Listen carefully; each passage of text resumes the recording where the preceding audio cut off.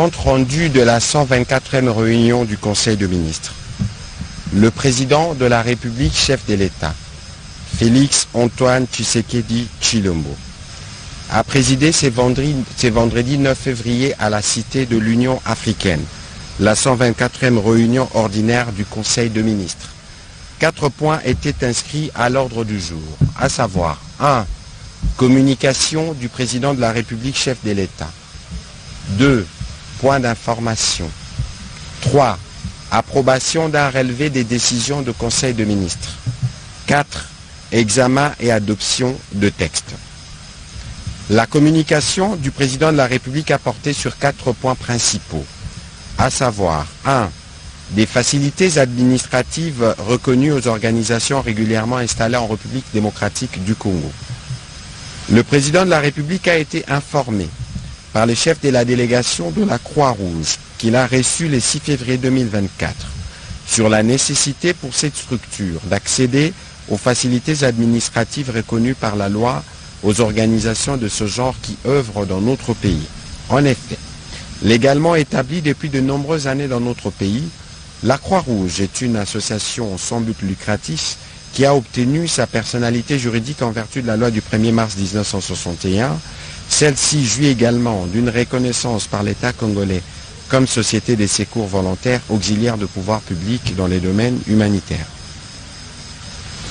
Fort de ces statuts et conformément aux dispositions de l'article 5 de ces décrets-lois, le président de la République a demandé au gouvernement d'accompagner dans un bref délai cet organisme dans la procédure d'accès à ces facilités, ceci dans le respect des dispositions de la loi numéro 004/2001 du 20 juillet 2001 portant dispositions générales applicables aux associations sans but lucratif et aux établissements d'utilité publique.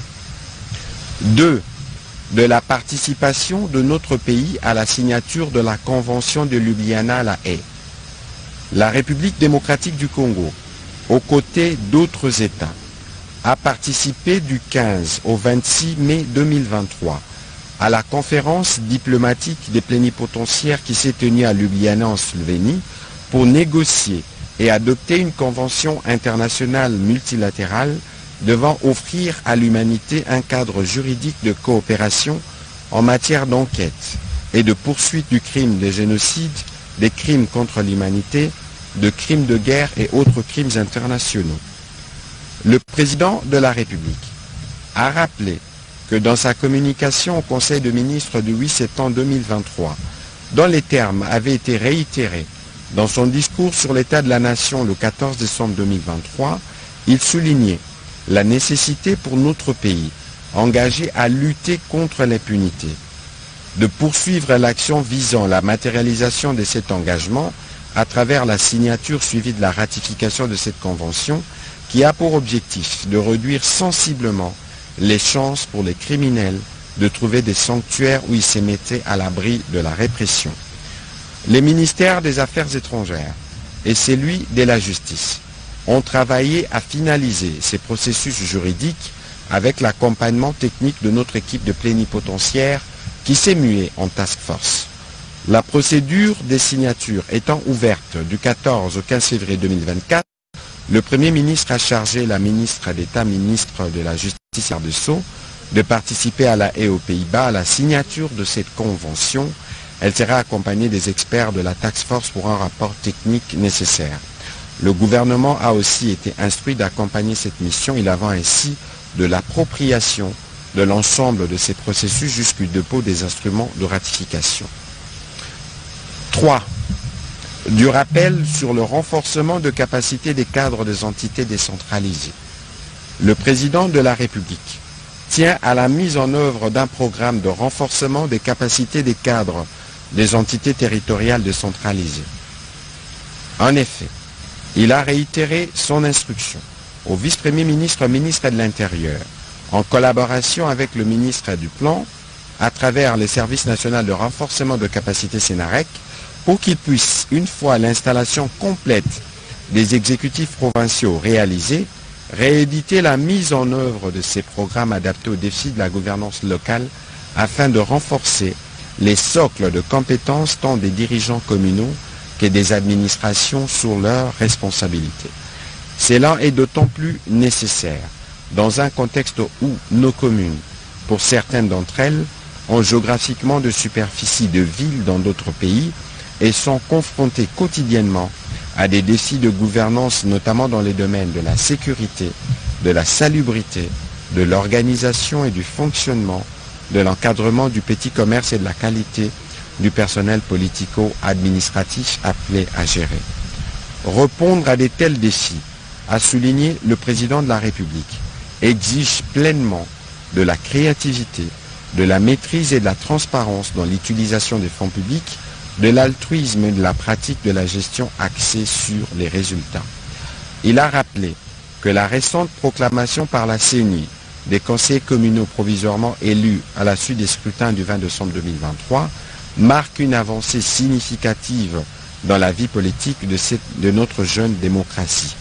Par ce fait, elle parachève la volonté du gouvernement et du constituant d'intégrer la redevabilité depuis la base et matérialise le principe d'une gouvernance publique de proximité fondée sur le droit du peuple souverain d'intervenir à tous les niveaux dans la gestion étatique. 4. De l'encadrement des opérations de la filière cobalt artisanale.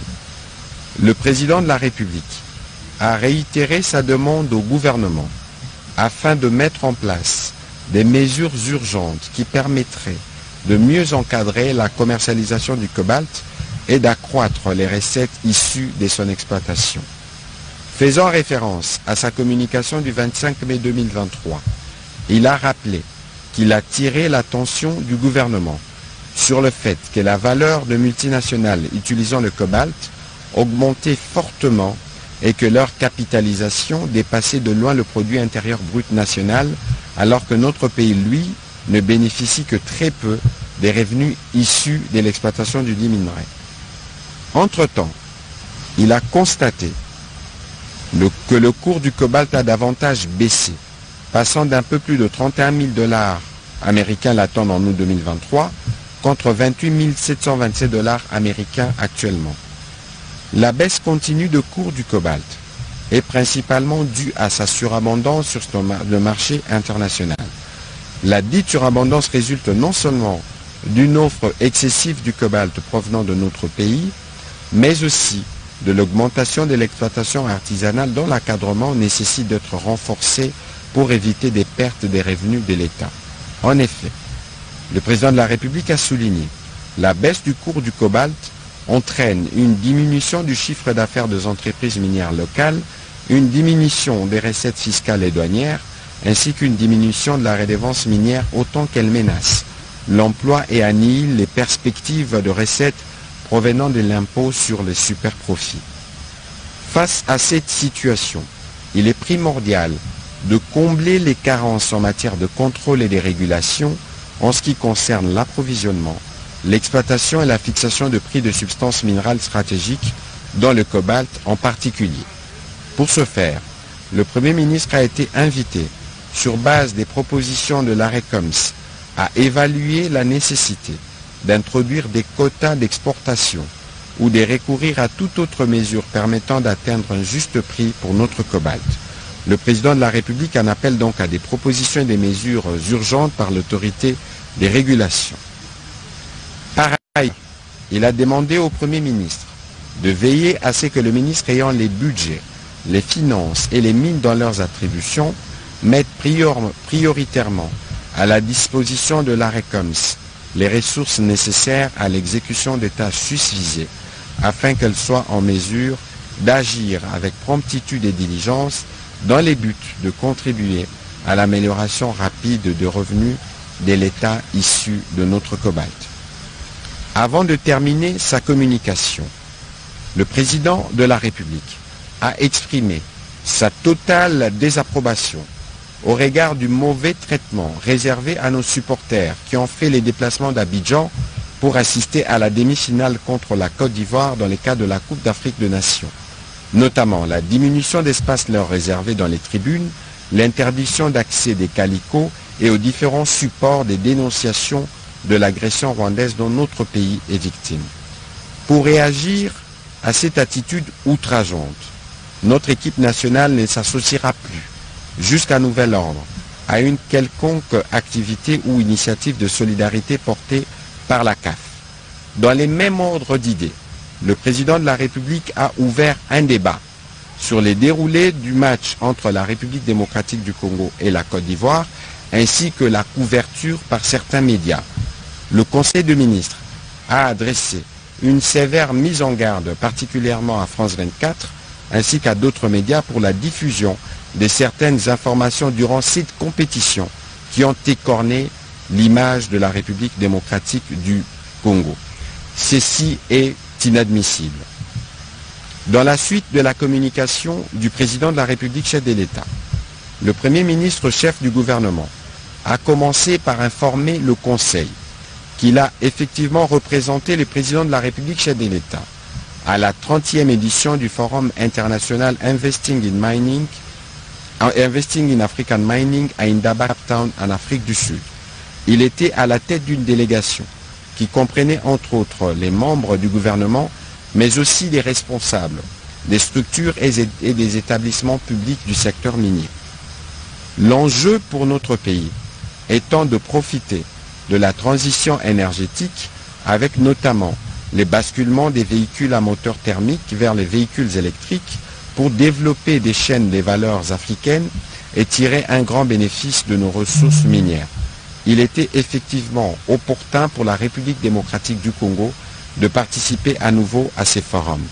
En marge de celui-ci, le Premier ministre a pris part à la cérémonie de la signature du protocole d'accord entre le gouvernement de la République démocratique du Congo, représenté d'une part par le ministre d'État, ministre des Infrastructures, ainsi que par le ministre des Finances, et d'autre part le groupe Gouma concernant la fourniture des engins routiers devant servir à l'aménagement de routes des dessertes agricoles dans le cadre du programme de développement local de 145 territoires.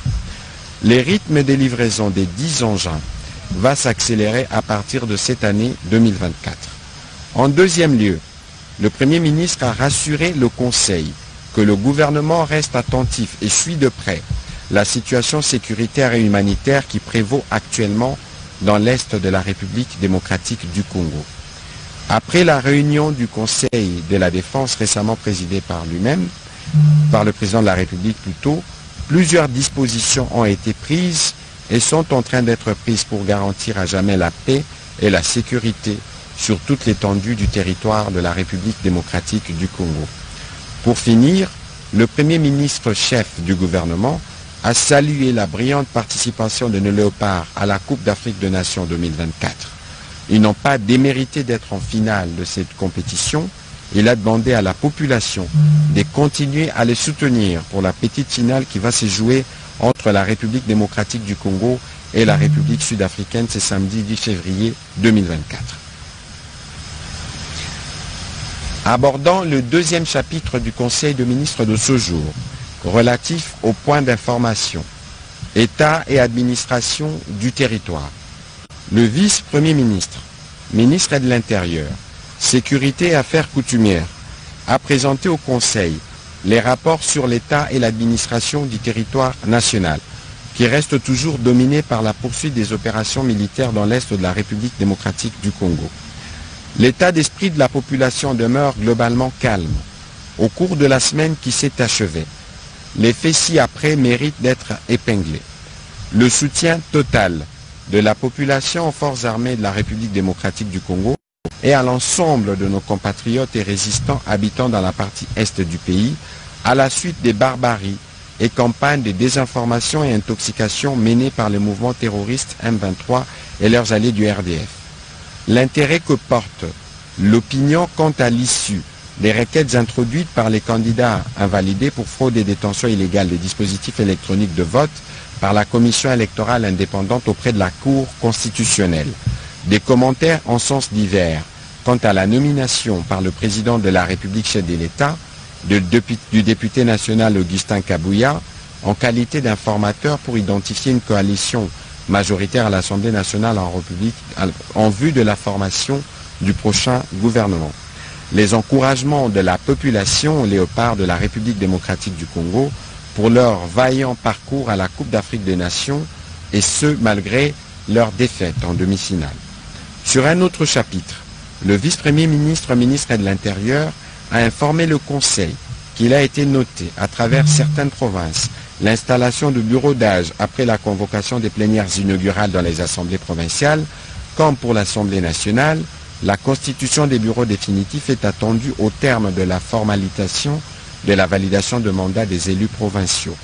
En rapport avec la cooptation des autorités coutumières comme députés provinciaux, il a fait état des tensions et des remous qui ont été signalés au sein des différentes organisations de pouvoir coutumier causées par l'implication de certains acteurs politiques dans la perspective des élections des sénateurs et des gouverneurs de province. Le vice-premier ministre, ministre de l'Intérieur, a terminé son rapport sectoriel par la présentation des informations liées à la criminalité, au banditisme, au sinistre avant de chuter sur la situation aux frontières.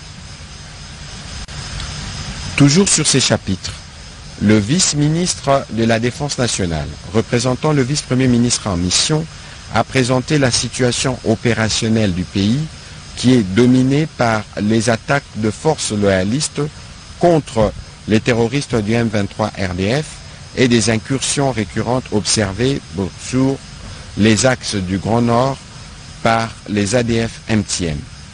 Sur toutes les lignes de front, les forces armées de la République démocratique du Congo se comportent avec bravoure pour mener des contre-offensives et mettre en déroute les terroristes et sécuriser les populations. C'est le cas dans les Massissi où nos troupes ont réussi à déloger des éléments de l'armée rwandaise et des M23 de certaines positions qu'ils occupaient. Nos forces de défense et de sécurité restent engagées plus que déterminées à pacifier cette partie du pays. À l'ouest du pays, la situation demeure sous contrôle face aux incursions des Mobondo et des patrouilles s'intensifient en profondeur. Au troisième point, au chapitre de points d'information, levée du moratoire sur la peine de mort. La ministre d'État, ministre de la Justice et garde de Sceaux a présenté au Conseil la note d'information relative à la levée du moratoire sur la peine de mort en République démocratique du Congo. Elle a rappelé qu'au cours de la réunion tenue le 5 février 2024 sous la conduite du président de la République, chef de l'État, le Conseil supérieur de la défense a fait un tour d'horizon sur plusieurs questions sécuritaires dont celles liées à la traîtrise au sein de nos forces de défense et de sécurité. Dans la perspective d'y mettre fin, le Conseil supérieur de la défense a demandé au commandant suprême de lever les moratoires sur la peine capitale prononcée ou à prononcer contre les militaires qui se rendront coupables d'actes de trahison pendant ce temps où le pays fait face à à une agression portée par les Rwandais à travers les terroristes de la coalition M23 RDF. Afin de permettre au gouvernement de donner effet à la susdite demande, la ministre d'État, ministre de la Justice, a retracé brièvement l'historique du moratoire contre la peine de mort en République démocratique du Congo en indiquant son état actuel avant de conclure sur la mise en œuvre de la levée préconisée. Au regard de l'impérieuse nécessité exprimée par le Conseil supérieur de la défense de débarrasser l'armée de tous les traîtres par l'application de la peine capitale qu'ils méritent après condamnation judiciaire irrévocable pour trahison, elle a sollicité par une décision de Conseil de ministres que le gouvernement prenne acte de la levée du moratoire envisagée. Le Conseil a pris acte de cette note d'information. Au quatrième point, le ministre des Finances, faisant suite à la demande du président de la République faite au Conseil de ministres précédent, a présenté les rapports d'exécution des mises à disposition de fonds en faveur de Transacademia dans l'objectif de contribuer au bon fonctionnement de cet établissement public appelé à assurer le transport de nos étudiants. Le Conseil a pris acte de son rapport. Cantine scolaire, construction et réhabilitation des écoles publiques ainsi que l'érection d'un immeuble pour la Commission nationale pour l'UNESCO. Le ministre de l'enseignement primaire, secondaire et technique a présenté au Conseil la note d'information relative aux cantines scolaires à la construction et à la réhabilitation des écoles publiques, ainsi qu'à l'érection d'un immeuble pour la Commission nationale pour l'UNESCO en République démocratique du Congo. En ce qui concerne le premier point, il a rappelé la mission lui confiée lors de la 116e réunion du Conseil de ministres du 20 octobre 2023, celle de lancer la phase pilote de la mise en œuvre de cantines scolaires dans au moins 10 écoles primaires de Kinshasa, à raison de 2 écoles par province éducationnelle, à savoir 2 pour Moamba, 2 pour Tchangou, 2 pour Funa et 2 pour Lukunga. Les cantines scolaires entrent dans le cadre du programme d'alimentation scolaire et répondent à 3 objectifs. Les termes de référence de la mise en œuvre d'un programme national d'alimentation scolaire sont déjà rédigés. Une feuille de route de la mise en échelle de ces programmes est apprêtée, ainsi qu'un plan d'urgence de la mise en œuvre de la phase pilote de cantines scolaires. L'accompagnement du gouvernement a donc été sollicité pour rendre opérationnelles ces cantines. Au sujet de la construction et de la réhabilitation des écoles publiques non conventionnées, le ministre de l'enseignement primaire, secondaire et technique a rassuré que cela a commencé par la ville de Kinshasa pour réduire la disparité de la qualité de l'enseignement dispensé dans nos différents établissements scolaires et améliorer les conditions d'apprentissage des élèves. Enfin, le ministre de l'EPST a informé le Conseil de la nécessité de réexaminer le projet de construction d'un siège de la Commission nationale pour l'UNESCO initié depuis 2013. Le Conseil a pris acte de cette note d'information. 6.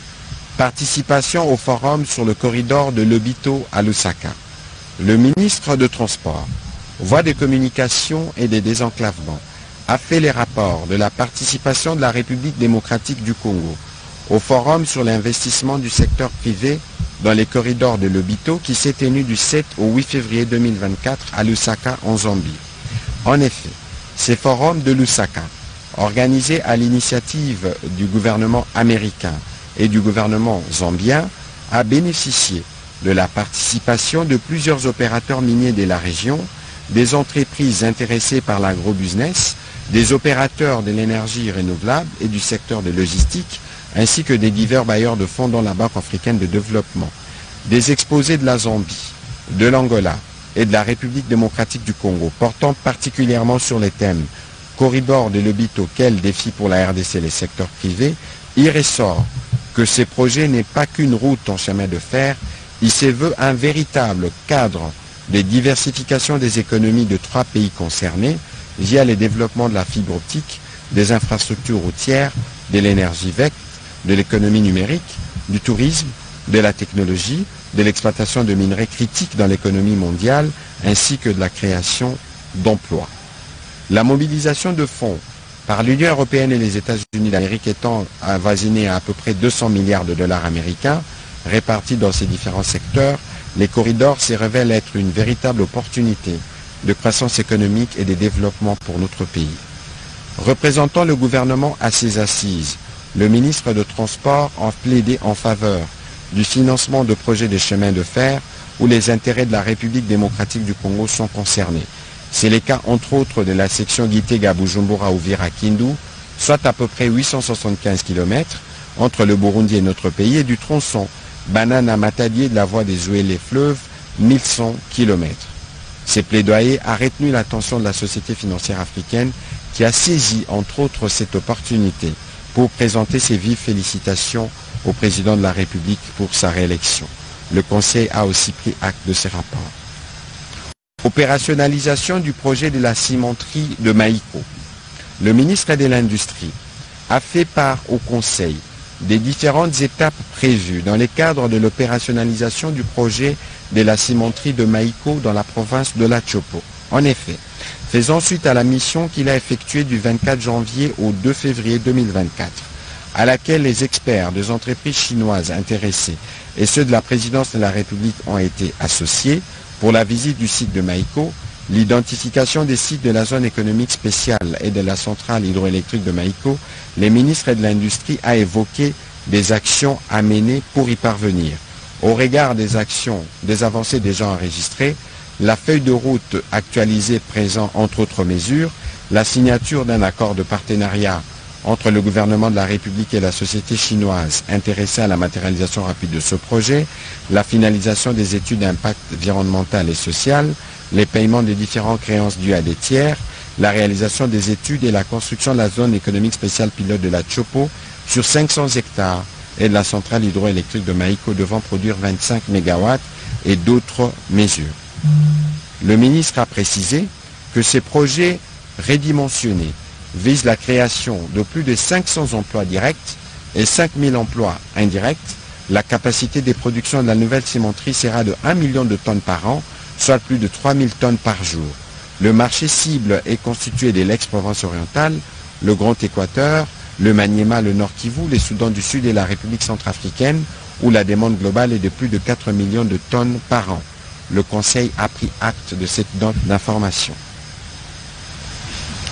Dernier point sur ces chapitres de fin d'information, mesures face à l'augmentation du prix du ciment.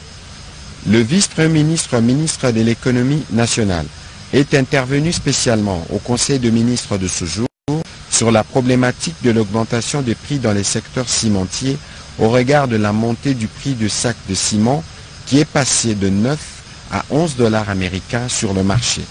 Il a réuni à ses propos les principaux acteurs du secteur pour faire une analyse globale de la situation en vue d'apporter des réponses rapides au regard de son importance dans les secteurs de la construction, l'un des contributeurs à la croissance économique. La réintroduction de la TVA de 16% et une série d'augmentations des taxes existantes sont à la base de cette situation. Et au regard de la perte de compétitivité vis-à-vis des pays étrangers, principalement l'Angola et le Congo-Brazzaville, comme solution, le vice-premier ministre, ministre de l'économie nationale, a entre autres préconisé la reconduction de la mesure portant suspension de la perception de la taxe sur la valeur ajoutée dans les secteurs cimentiers et automobiles, la surséance de toutes les taxes et augmentations évoquées dans sa note et la présentation en vue d'un examen plus approfondi de la question à la commission ECOFIN du gouvernement élargie aux ministères concernés et aux cimentiers. Il a souligné que la combinaison de ces trois recommandations pourrait permettre la réduction du prix du marché du ciment sur le marché. Le Conseil a pris acte de cette note d'information. Au troisième chapitre du Conseil de ministres de ce jour, le Conseil de ministres a adopté un relevé des décisions prises lors de la 123e réunion ordinaire du gouvernement tenue le 2 février 2024. Au dernier chapitre du Conseil de ministres de ce jour, relatif au projet d'ordonnance-loi portant autorisation et prorogation de l'état de siège, la ministre d'État, ministre de la Justice et garde des Sceaux a soumis au Conseil le projet d'ordonnance-loi autorisant la prorogation de l'état de siège dans les provinces de l'Ituri et du Nord Kivu pour une période de 15 jours prenant cours à partir du 11 février 2024. Après débat et délibération, le Conseil a adopté ces projets d'ordonnance-loi. Commencé à 14h42, la réunion du Conseil a pris fin à 18h11. Je vous remercie.